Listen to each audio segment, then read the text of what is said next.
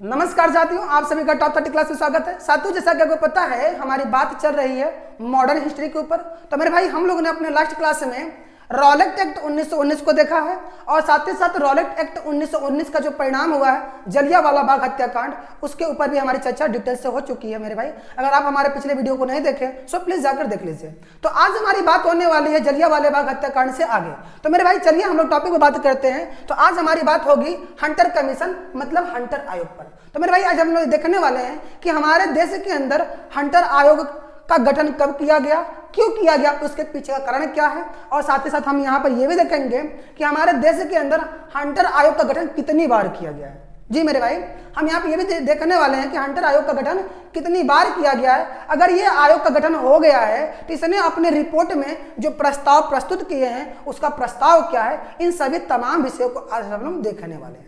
तो चलिए चलते हैं हम लोग अपने सीधे टॉपिक पर, समय को गवाए बगैर हम बात करते हैं। मेरे भाई, टॉपिक पर चलने से पहले आज हम आप लोग के लिए दो पंक्तियां जोड़कर लेके आए मेरे भाई।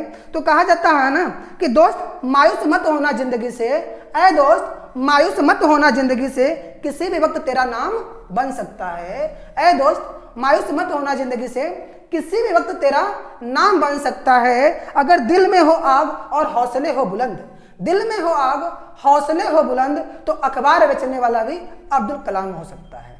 जी मेरे भाई, अगर आपके सपनों में, अगर आपके दिल में आग हो और आपके जो जज्बात है वो बुलंद हो, हौसले बुलंद हो मेरे भाई, तो आप भी अपने सपने को कभी भी किसी भी वक्त प्राप्त कर सकते हैं मेरे भाई।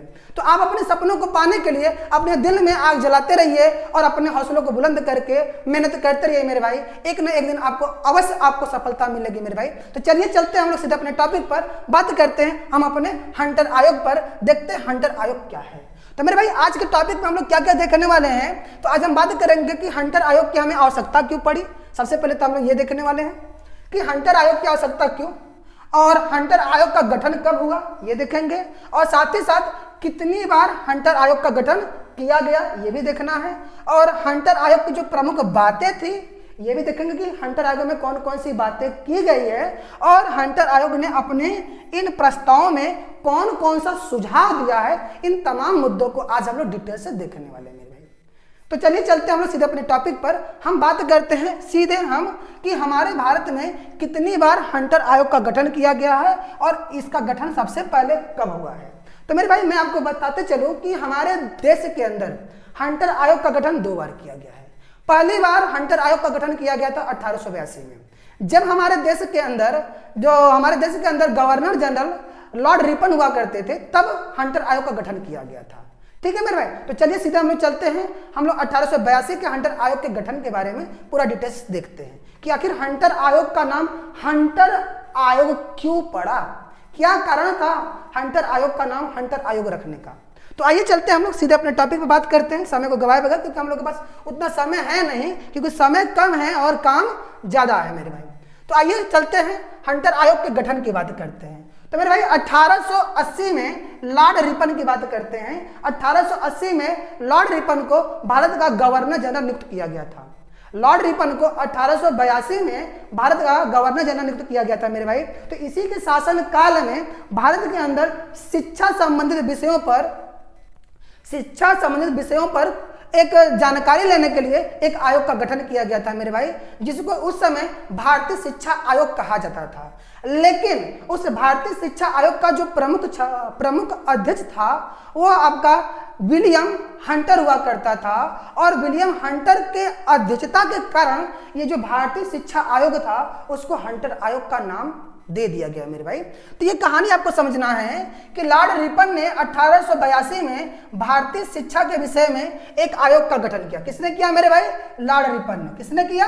पहली बार हंटर आयोग का गठन 1882 में हुआ है, इसको ध्यान दीजिए। और किसने किया? लॉर्ड रिपन ने किया था। ठीक है मेरे भाई, तो लॉर्ड रिपन ने 1882 में भारतीय शिक्षा के विषय में एक आयोग का गठन किया और जिसे भारतीय शिक्षा आयोग कहा गया। ठीक है मेरे भाई, 1882 में भारतीय शिक्षा के विषय में जो आयोग का गठन किया गया था लॉर्ड रिपन के द्वारा, उसका नाम है भारतीय शिक्षा आयोग। लेकिन इस आयोग का जो अध्यक्ष था वो विलियम हंटर था। इसको ध्यान देना है, जो हमारा जो भारतीय शिक्षा आयोग है इसका जो अध्यक्ष था वो विलियम हंटर था। विलियम हंटर की अध्यक्षता में आयोग के गठन के कारण इसका नाम हंटर कमीशन पड़ा मेरे भाई। इसी भारतीय शिक्षा आयोग का नाम क्या है मेरे भाई? हंटर आयोग है। हंटर आयोग 1882। तो मेरे भाई 1882 भारतीय शिक्षा आयोग जो है वो हंटर आयोग 1882, इसको आपको ध्यान देना है। आई होप आपको बातें समझ में आ गया कि हंटर आयोग 1882 क्या है? भारतीय शिक्षा आयोग है। और भारतीय शिक्षा आयोग का नाम ही हंटर आयोग रख दिया गया था क्योंकि इस भारतीय शिक्षा आयोग का जो अध्यक्ष था वो विलियम हंटर था और उसके नाम से इस भारतीय शिक्षा आयोग का नाम हंटर आयोग पड़ा था मेरे भाई। आई होप आपको बात क्लियर हो गया होगा कि भारतीय शिक्षा आयोग का नाम ही हंटर आयोग है 1882 में। तो 1882 का हंटर आयोग है ये, इसको ध्यान दीजिएगा, ये 1882 का हंटर आयोग है। आइए हम बात करते हैं इसी 1882 के हंटर आयोग के कुछ और भी महत्वपूर्ण बातें। तो इसमें हम बात करते हैं कि क्या क्या इस 1882 के हंटर आयोग की प्रमुख बातें कौन कौन सी है, इसी पर हमें चर्चा करना है। हंटर आयोग 1882 की प्रमुख बातें क्या क्या है। तो मेरे भाई इसकी प्रमुख बातें बहुत ही बेजोड़ और बहुत ही बेमिसाल है मेरे भाई। अगर आप इसको समझ लेते हैं तो कहीं ना कहीं आज आप इस हंटर आयोग 1882 की मुख्य बातों को सुनिएगा और आज के समय वर्तमान समय में अपने भारत से इसकी तुलना कीजिएगा, देखिएगा उस समय ये जो हंटर आयोग का गठन किया गया था कितना बेजोड़ था और आज हम लोग कहां पहुंच रहे हैं और आज की स्थिति क्या है, इसे आप जरूर कंपेयर कीजिएगा मेरे भाई, ताकि आपको बातें समझ में आ जाए कि पहले हम क्या थे आज हम क्या है। तो आइए इसकी जो प्रमुख बातें, सबसे पहले तो इस आयोग की जो पहली बातें थी वो कह रही थी कि भारत के अंदर प्राथमिक शिक्षा जो हो वो व्यवहारिक हो। ये जो आयोग थी ये भारत में शिक्षा संबंधित विषय के ऊपर बनाई गई एक कमेटी थी, एक आयोग थी मेरे भाई। तो इस आयोग का कहना था कि भारत के अंदर जो शिक्षा होनी चाहिए वो व्यवहारिक होनी चाहिए। ठीक है मेरे भाई, जो शिक्षा है वो व्यवहारिक होनी चाहिए। और दूसरी बात इसने ये बताया कि जो शैक्षणिक रूप से पिछड़े इलाके हैं, शैक्षणिक रूप से पिछड़े इलाके में शिक्षा विभाग की स्थापना होना चाहिए। इस आयोग की दूसरी बात यह थी कि भारत के अंदर शैक्षणिक रूप से जो पिछड़ा हुआ इलाका है उसके अंदर, ठीक है ना, उस पिछड़े हुए इलाके में शिक्षा विभाग की स्थापना होनी चाहिए। इस आयोग का यह कहना था। दूसरी बात यह थी कि धार्मिक शिक्षा को प्रोत्साहन न दिया जाए, धार्मिक शिक्षा को प्रोत्साहन न दिया जाए मेरे भाई। यही बातें हमारे संविधान में भी किया गया है, इसको भी आपको ध्यान देना है। तो इन्होंने पहले ही बता दिया कि जो धार्मिक शिक्षा है उसको प्रोत्साहन न दिया जाए मेरे भाई। लेकिन आज के डेट में आप देख ही रहे हैं कि इंडिया में क्या चल रहा है, केवल हिंदू मुस्लिम सिख ईसाई, ठीक है, यही सब चल रहा है। केवल धर्म के नाम पर हम सभी को लड़ाया जा रहा है और धर्म के आड़ में बस राजनीति चल रही है मेरे भाई। यहाँ शिक्षा से किसी को लेना देना है ही नहीं। तो आइए चलते आगे। इस आयोग की एक बात और भी खास है मेरे भाई, इस आयोग ने बालिकाओं के लिए सरल पाठ्यक्रम एवं निःशुल्क शिक्षा का व्यवस्था किया था। ठीक है ना, इस आयोग ने बोला था कि बालिकाओं के लिए सरल पाठ्यक्रम हो और निःशुल्क शिक्षा की व्यवस्था हो। इस आयोग की ये भी बातें हैं और ये बातें बहुत ही बेमिसाल हो जाती है मेरे भाई। इस आयोग ने अपनी दूसरी बात में बोला था कि इन शिक्षा के लिए एक अनुदान सहायता हो और अनुदान सहायता से छात्र और शिक्षक की संख्या एवं आवश्यकता के अनुपात में दिया जाना चाहिए। यानी कि यहाँ पे जो शिक्षा संबंधित व्यवसाय हो रहा है मेरे भाई, यानी कि जो शिक्षा देने के लिए स्टूडेंट और टीचर के बीच में जो रेशियो है उसके लिए एक अनुदान आयोग का भी गठन किया जाना चाहिए जिससे उनको वहाँ से अनुदान दिया जा सके। कहने का मतलब कि टीचर को सैलरी के लिए भी एक अलग से आयोग का गठन किया जाना चाहिए। ये कह रहा था हमारा भारतीय शिक्षा आयोग 1882। ठीक है मेरे भाई। और इन्होंने अपनी इसी आयोग ने एक बात और बोली थी कि देशी शिक्षा के पाठ्यक्रम में परिवर्तन न करके पूर्वोत्तर चलने दिया जाए। यानी कि ये जो हंटर आयोग 1882 है ये कह रहा था कि जो देशी शिक्षा है उसमें बदलाव नहीं किया जाना चाहिए, जो जैसे है उसको वैसे ही आगे बढ़ाया जाना चाहिए। लेकिन आज देख लीजिए हमारे शिक्षा के अंदर हमारे पाठ्य पुस्तकों को हर दूसरे साल तीसरे साल बदल दिया जा रहा है। तो मेरे भाई अब हमारी शिक्षा कहाँ जा रही आप देख सकते हैं। दिन प्रतिदिन हमारा सिलेबस एकदम छोटा किया जा रहा है जिससे क्या होता है कि बच्चों के अंदर जो मानसिक क्षमता बढ़नी चाहिए अब उसको कम करने का प्रयत्न किया जा रहा है। जबकि ये आयोग कितनी अच्छी थी, इन्होंने बोला कि जो हमारी शिक्षा है जो हमारी पुरानी शिक्षा है उसी पुरानी शिक्षा को चलने देना चाहिए आगे भी, क्योंकि हमारी जो पुरानी शिक्षा व्यवस्था थी वो बहुत ही स्ट्रांग थी मेरे भाई। लेकिन आज की शिक्षा व्यवस्था आपके समक्ष है, आप खुद देख सकते हैं और उसकी तुलना आप कर सकते हैं कि पहले की शिक्षा और अब की शिक्षा में कितना अंतर हो चुका है। अगर पहले हमारे देश के अंदर जो IITians और डॉक्टर हुआ करते थे उनका पूरी दुनिया में अपना एक अलग दबदबा और अलग डिमांड हुआ करता था, लेकिन आज के डेट में देख लीजिए आपके समक्ष रिजल्ट है। तो आइए चलते हैं हम आगे बात करते हैं इस हंटर आयोग की, और भी बहुत सारी मुख्य बातें हैं उसको भी हम लोग समझ लेते हैं। तो मेरे भाई इस हंटर आयोग की और भी मुख्य बातें हैं जिसमें उन्होंने क्या क्या बातें बोला है। तो ये जो बातें थी उन्होंने उस बात के बाद क्या बोला कि हंटर आयोग ने अपने कुछ सुझाव दिए। हंटर आयोग ने उन सभी बातों के बाद उन्होंने कुछ सुझाव दिए। अब उनका सुझाव क्या है, इन्होंने अपनी सुझाव में बोला कि प्राथमिक शिक्षा पर सुझाव दिया, ठीक है, शिक्षा जो है वो माध्यमिक होनी चाहिए और उच्च स्तरीय होनी चाहिए। यानी कि इस हंटर आयोग ने तीनों प्रकार के शिक्षा की बातें की कि भारत के अंदर प्राथमिक शिक्षा भी होनी चाहिए, माध्यमिक शिक्षा भी होनी चाहिए और उच्च शिक्षा भी होना चाहिए, और इन सभी शिक्षाओं के लिए एक सहायता अनुदान की व्यवस्था होनी चाहिए। इन सभी शिक्षाओं के लिए एक सहायता अनुदान की व्यवस्था होनी चाहिए, और साथ ही साथ इन्होंने बताया कि स्त्रियों को भी शिक्षा देना चाहिए। यानी कि स्त्री की शिक्षा पर भी जोर दिया गया था 1882 में मेरे भाई। 1882 से ही स्त्री की शिक्षा पर जोर दिया जा रहा है मेरे भाई। और इन्होंने एक और सुझाव दिया, उन्होंने बोला कि जो आदिवासी एवं पर्वतीय जातियां हैं, यानी कि जो SC ST कास्ट से बिलोंग करते हैं मेरे भाई, उन जातियों की बात कहा जा रहा है कि आदिवासी एवं पर्वतीय जातियों की शिक्षा जो हो उनके लोकल भाषा में हो। इन्होंने ये भी बताया कि जो पर्वतीय और जनजातीय इलाकों में लोग हैं उनको शिक्षित करने के लिए उनके ही भाषा का प्रयोग किया जाना चाहिए, वहाँ पर कोई दूसरी भाषा का यूज नहीं किया जाना चाहिए। लेकिन आज देख लिए हमारे यहाँ जबरदस्ती लोगों को हिंदी छोड़कर इंग्लिश पढ़ाया जा रहा है। क्यों भैया, हम इंग्लिश क्यों पढ़े? अंग्रेज तो चले गए, फिर भी हमारे अंदर अंग्रेजियत छोड़ गए हैं और हम लोग को हिंदी से दूर किया जा रहा है। जबकि ये आयोग कितनी अच्छी थी, उन्होंने जैसा देश वैसा भेष का काम किया है, यानी कि जहां जैसी जरूरत वहां वैसा उन्होंने काम किया है। अब आदिवासी व्यक्तियों को आप इंग्लिश सिखाओगे तो सीख पाएंगे क्या? इंग्लिश में बातें उनसे करोगे तो समझ पाएंगे? अगर उन्हीं की भाषा में अगर बात किया जाए और उन्हीं की भाषा में अगर उनको शिक्षित किया जाए तो कहीं ना कहीं वो बहुत जल्द ही हर चीज को सीख सकते हैं। इस बात के ऊपर जोर दिया गया था इस आयोग का। चलिए मेरे भाई, आई होप आप समझ रहे हैं कि हम क्या कह रहे हैं। तो आगे बात करते हैं, इस आयोग की और भी चीजें हैं। इन्होंने अपने इस सुझाव में और भी बातें कहा है मेरे भाई, एक मिनट। इन्होंने अपने सुझाव में कुछ और बातें कहा है, इसको भी हम लोग देख लेते हैं। इन्होंने बोला था कि देश के अंदर एक देसी पाठशाला होनी चाहिए। देश में यानी कि भारत में देसी पाठशाला होनी चाहिए, विदेशी पाठशाला नहीं होना चाहिए। लेकिन आज हमारे देश के अंदर विदेशी पाठशालाएं खोले जा रहे हैं मेरे भाई। अमेरिका जापान से लोग फंड लेकर आ रहे हैं, हमारे देश में बड़े बड़े कॉलेज यूनिवर्सिटी खोल रहे हैं, जबकि ये आयोग कह रहे थे कि देसी पाठशाला होनी चाहिए। अगला पॉइंट ये बताया जा रहा है कि उच्च एवं निम्न सभी प्रकार के देसी विद्यालयों को सरकार प्रोत्साहन दे। यानी कि ये आयोग ने अपने सुझाव में बोला था कि अगर देश के अंदर कोई भी विभाग हो शिक्षा का, चाहे उच्च हो चाहे निम्न हो, उन सभी को सरकार प्रोत्साहन देगी, अर्थात सरकार इसको रेगुलेट करेगी। लेकिन आज के डेट में क्या है?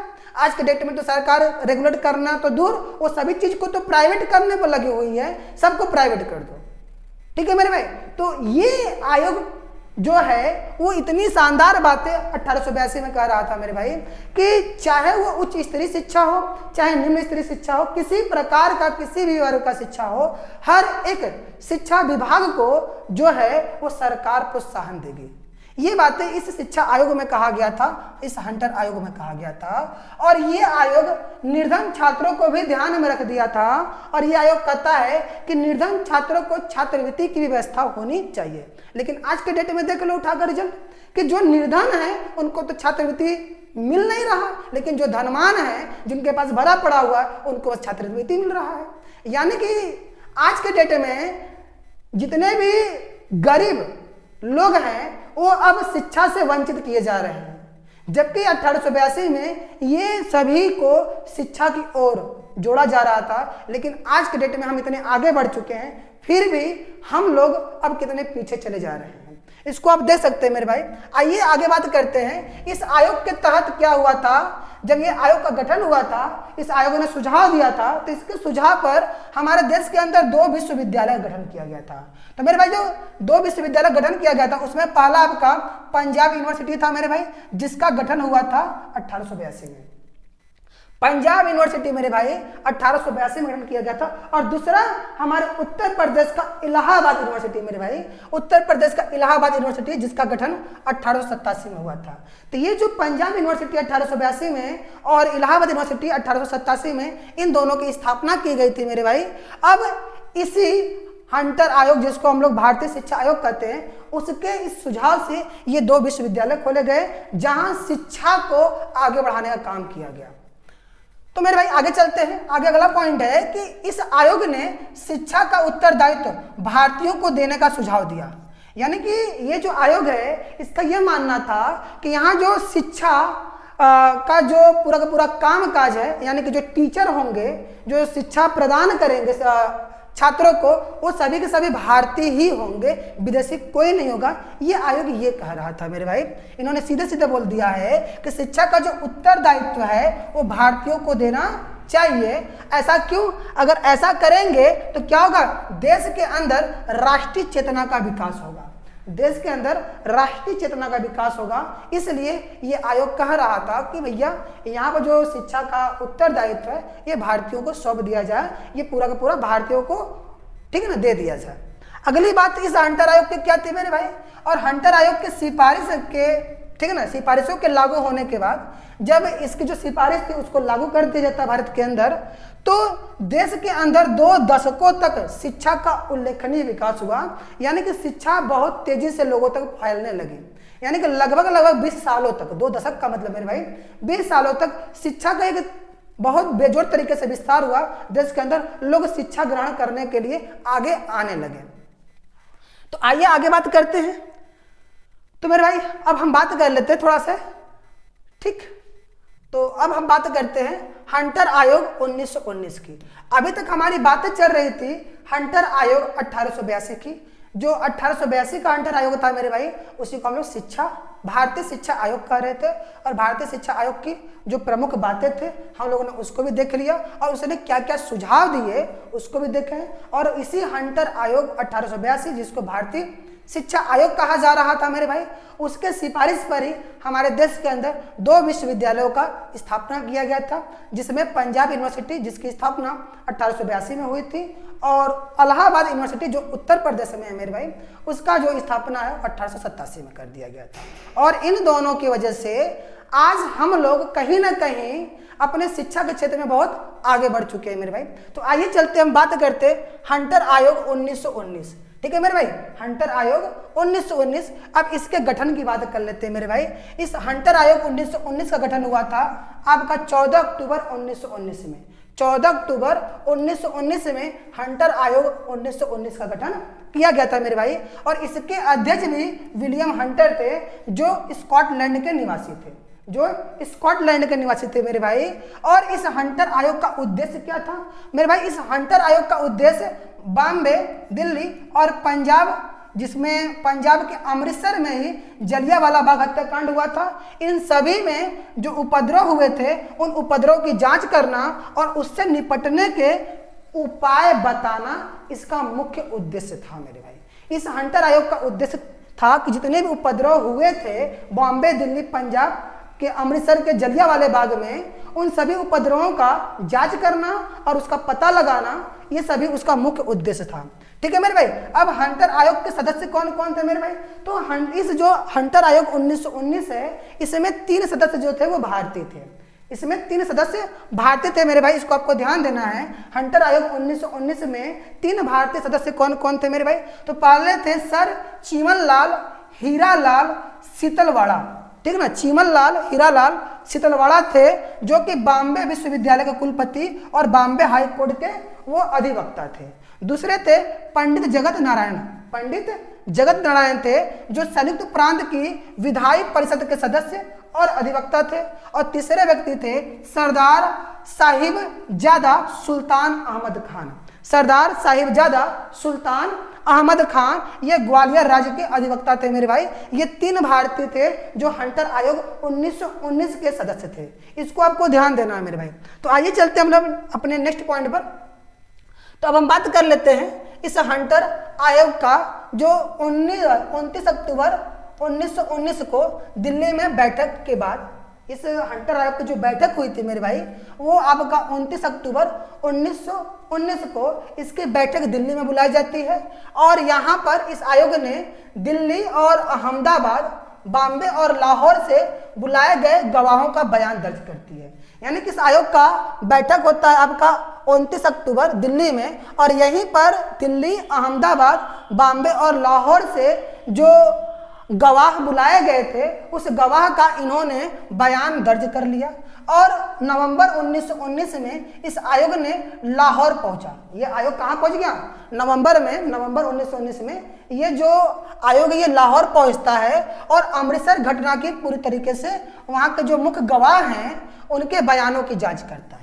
लाहौर जब पहुंचते हैं और वहाँ पर जो अमृतसर में घटना हुआ था वहाँ के जो मुख्य गवाह थे उनके गवाह की वो जांच करता है पूरी तरीके से।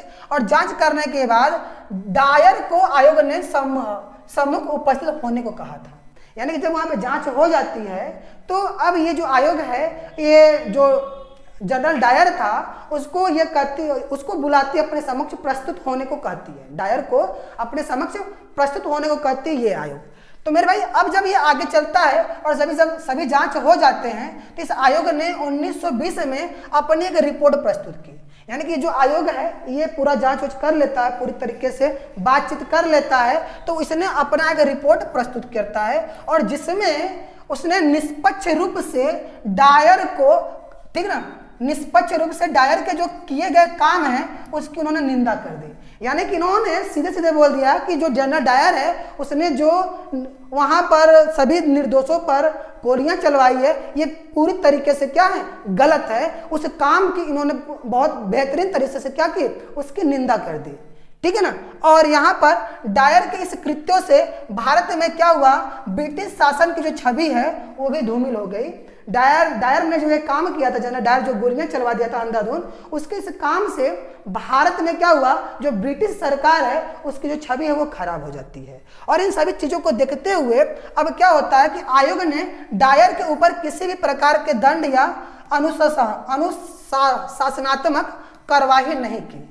यानी कि सब चीज जानते हुए भी इस आयोग ने जनरल डायर के ऊपर किसी भी प्रकार का उन्होंने कार्रवाई नहीं किया। क्यों नहीं किया? क्योंकि उसको पता था कि इस डायर के पीछे बहुत बड़े बड़े लोगों का हाथ है। क्योंकि उसको पता था कि डायर के इस कृत्य को कई बड़े अधिकारियों का क्या था, समर्थन प्राप्त था। ये जो डायर ने ये जो काम किया था इस काम के लिए बहुत बड़े बड़े अधिकारी इसके पीछे लगे हुए थे, इसको आराम से छुड़ा लेते, इसलिए किसी प्रकार का इन्होंने क्या किया, कार्रवाई नहीं किया।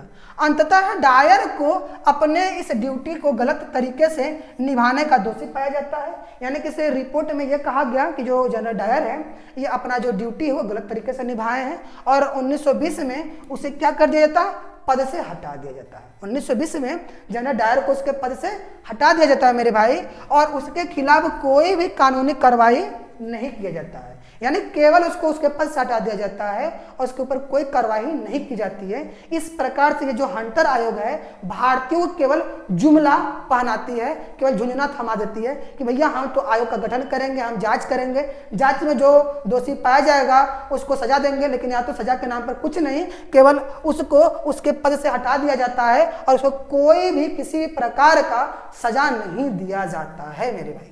ठीक है ना, आप समझ गए कि यहाँ पर हंटर आयोग ने किस प्रकार का काम किया मेरे भाई। तो इस तरीके से आज के लिए बस इतना ही, बाकी हम लोग ऐसे ही इंपॉर्टेंट टॉपिक पर डिस्कस करते रहेंगे। थैंक यू, धन्यवाद, मिलते हैं अपने नेक्स्ट वीडियो में, तब तक के लिए जय हिंद, जय भारत।